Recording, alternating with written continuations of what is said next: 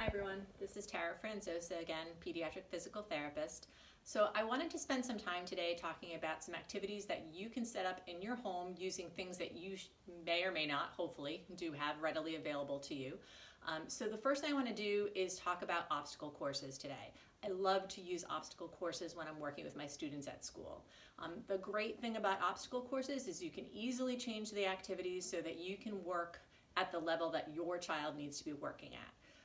So with obstacle courses, some great things about it is you get to work on body awareness. So where is your body in space? When you're moving through different obstacles or changing the position of your body, it helps give the child more information about where their body is in space.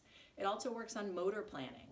So if you need to get through an obstacle or you need to move your body in a certain way, you can work on that plan that you need to put together to make that happen. And motor planning is something that a lot of my students have difficulty with. You can work on balance, you can work on ball handling skills, you can work on strengthening. So for a lot of my students, they're working on all of those things, so I can target a lot of different areas that they need to be working on through one activity. The other nice thing is that you can easily adjust the activities to make them harder or make them easier. When I'm setting up an obstacle course at school, I might do anything from an obstacle course including 2 activities, especially if you have limited space. Sometimes I'll have a kiddo walk across a balance beam and then crab walk back and do it over and over again. I don't need a lot of space to do that, and it still is effective for my students. If I have more space and I want to include more activities, I usually do probably a maximum of about 5 different stations in an obstacle course. So, and I've set up a bunch of different things today so you can think about what might work for you and what might work for your child. So let's go ahead. Oh, the one other thing I did want to mention is when I'm setting up an obstacle course, I like to sort of alternate activities so that I have something that might be really challenging for the child, and then the next activity is something that might be easier. Or something that I know that they're really going to enjoy doing. So it makes it kind of worth having, for them, makes it worth getting through the tricky part because they know that they're going to have the fun part next or the easy part next. So when I set up an obstacle course, I try to set it up that way. So I'm mixing up the activities and alternating easy and hard. So I guess let's get started and we'll talk as we go. So the first activity that I've set up, I have used a ball of yarn or a small portion of a ball of yarn. I'm a knitter and I have lots of extra yarn around my house. If you don't have yarn at your house, you can use, if you have a length of rope, especially kind of a longer section of rope or twine, you could use that. So I set up a spider web, and I'm going to have my cameraman pan along the spider web and watch me go through it. So the spider web activity is really fun because you work on motor planning, you're working on body awareness, and you're working on balance. So you're stepping over the pieces of yarn to try and get through your obstacle course. So if I had a child who really struggled with stepping over obstacles, I would want to keep this really low to the ground. If I have a taller child or a child who's pretty good at the balance piece but maybe working on motor planning, I might raise my spider web up a little bit higher. You also could have a child trying to crawl under or belly crawling to get underneath the spider web rather than walking through. So a couple different options. I didn't do very well the first time I tried this, so let's see if I can do a better job. So I'm trying to pick my way through the spider web and working on my balance. Okay, so our next activity going through my obstacle course, a couple of options here. I have just a basic step stool. I can stand on this step stool and just work on my balance here for a couple of seconds. I could maybe be working with a partner on batting a balloon back and forth. Okay, I could have my student step up and step down with control. I have a lot of kids who are working on stairs, so that's a nice activity for them. Or we could step up and work on jumping down, trying to keep 2 feet together. So if we were not going to use the step stool here, another option in this space might be working on ball handling skills. So I have a lightweight playground size ball, right? I might just work with my student on bouncing and catching the ball just in place or throwing back and forth with a partner, okay? The next part of my obstacle course is a balance challenge, but I also incorporated some throwing skills with this too. So I took a couch cushion, and I know if you watched my balance skills video, you maybe saw this before. So I'm gonna stand on my couch cushion, which is gonna challenge my balance, and I put some rolled up socks on top of the cushion. So, and I put a laundry basket across from me. So I'm gonna try and miss that one. All right, I'm gonna squat back down again, pick up my rolled up socks, and try to throw it in the target. So this is a great activity for kiddos who are working on strengthening, because we're getting some squats in and also working on balance. It is really tricky, so if your child struggles with balance, you're gonna wanna be close by to guard them to make sure that they don't fall. If your child has really good strength and really good balance, but maybe they're not so good with their ball handling or catching and throwing skills, you could stand across from them and you could be throwing them the ball of socks and then having them try to throw it into the target rather than putting them on the pillow and working on the squatting and balancing piece. So the next one I'm not going to demonstrate, but I created a tunnel right here just using a blanket across two pieces of furniture. All right, so I would have my kiddo crawl through the tunnel next. So again, they're changing their body position. All right, so that's a really nice way to work on motor planning and work on body awareness. And also with crawling on hands and knees is a nice strengthening activity for some of my students. So if I come out of this tunnel, one thing I like to tell my students when they're standing back up again is to do hands up, stand up, okay? A lot of kiddos that I see might try and get up with their hands and feet and walk up their legs because they don't have a lot of strength, okay? So when they crawl through the tunnel, see if they can get their hands up, so into this high kneel position, into half kneel, and stand up. So hands up, stand up is what I use. So the next thing I set up is a little balance beam, and I use stuffed animals. So I can work on walking through my balance beam without stepping on my stuffed animals. If that's a little bit too easy for your child, maybe the first time they go through, they do that and you're like, gosh, that was really easy, that's not a challenge at all. You could maybe have them try to go backwards. Oh, I think I just squished someone's tail there. So a couple different ways you can change it up. If you don't have stuffed animals that you can line up, you could use the rolled up socks or mittens or hats or something else that's really soft. I have a couple of other options over here. You could use, this is just an extension cord, all right? So if you have that at home, and I just put socks on either end so that if they step on the plug or the other end of the extension cord, they're not gonna hurt their foot. I've got a jump rope and then just a length of rope. So you could use either one of those as a balance beam as well. Or you can just use some tape on the floor. I just have some masking tape, or even better, if you happen to have painter's tape, that works too.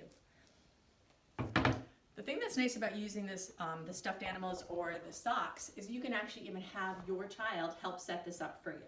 So if you have a basket with a whole bunch of stuffed animals, and they had to line them up, have them squat down to put the stuffed animals on the floor.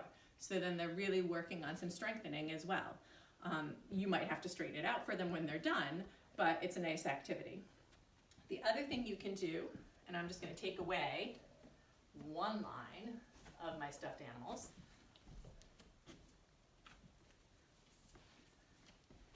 So for some of, especially my older students, if I were using tape or rope or the stuffed animals, you can also work on jumping side to side here.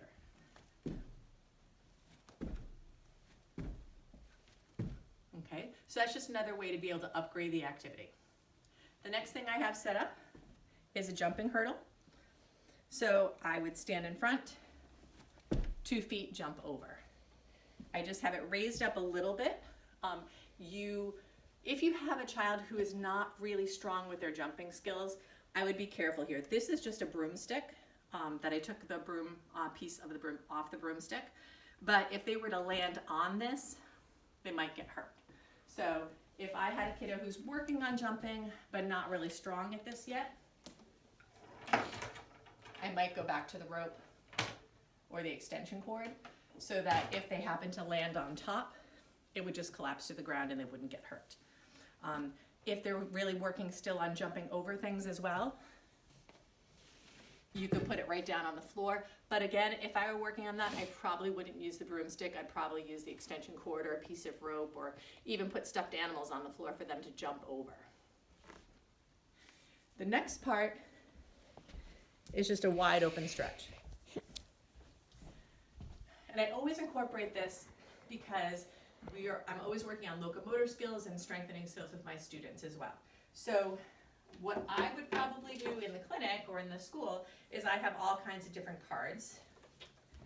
So I can show you a little closer. These are my pirate cards. So we've got bear walking, which is hands and feet, crab walking, jumping. So I might use this distance that's wide open to have them do one of those skills. So maybe crab walk till they get to the spider web, or jump with 2 feet together. The other way I do this sometimes is by using some props. If we happen to pick the shoe, maybe you're going to hop on 1 foot to go across that. Oops. I have my crab, which would mean crab walking. My horse, so maybe we're going to gallop to get across there. My frog for jumping. My bear for bear walking. So, and actually I even have a little penguin, which I use for walking on our heels for a penguin walk. So when I'm doing my obstacle course, we might pick one of those cards, or I might just tell them I want you to walk like a crab. So they're going to get down and crab walk until they get to the next obstacle. I find for certain kids, crab walking is really tricky. So if we say we want to do this obstacle course 5 times, the first time they might crab walk, and maybe it's really hard. The second time they might crab walk, and then I might say, you know what, this time you're going to bear walk. Or this time we're going to jump with our 2 feet together, or make it a little bit easier if I see that their muscles are getting tired. The other thing is, which is the nice thing about an obstacle course, is they can do it a couple of times and you can ask them, okay, we're going to change 2 parts of our obstacle course. How do you want to change it? And have them come up with the idea. So they might say, well, I want to not throw the socks into the basket. Instead, I want to jump on the couch cushion 10 times. And that's great. It's great for them to come up with those ideas. And once you've done this a few times with them, they might set the whole obstacle course up themselves. And they love it when parents or adults do the obstacle course too. They think it's really funny. So it's a great way to keep them motivated by using older siblings or parents to participate as well. Finally, what I love about obstacle courses, and again, we've talked about the fact that you guys have so much going on right now trying to keep up with your academics and everything else, is that these obstacle courses are really easy to include academics with. So a lot of times what I might do is, in order to enter the obstacle course, you have to read a sight word as your magic password to get to the obstacle course. Or maybe I'll have a sight word at every obstacle, so that before you get to that, before you do that obstacle, you've got to read your sight word for me. Sometimes I might, let's see, I might put a letter or tell them a letter at every single obstacle and have them tell me what that letter is, and then give me a word that starts with that letter.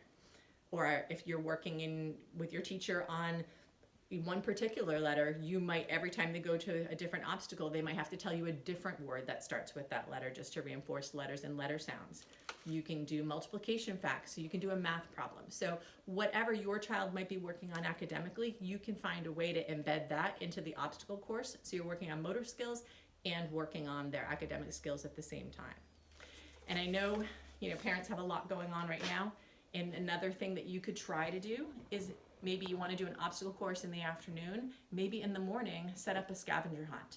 So if you know that for your obstacle course, you want to use a ball, and you want to use socks, and you want to use an extension cord and a broomstick, maybe you can have a list of items or pictures of those items and tell your child to gather those items on a scavenger hunt in the morning, and then in the afternoon you guys can put the obstacle course together at some point when it works for you. So those are some ideas for different ways to use obstacle courses and use things around the house to work on motor planning, body awareness, strength, balance, following directions, ball handling skills, catching and throwing. So I hope this is helpful. If you have any questions, some of my students and families have my email address. You can reach out to me personally or put it in the comment section and I'll try to get back to you. Thanks.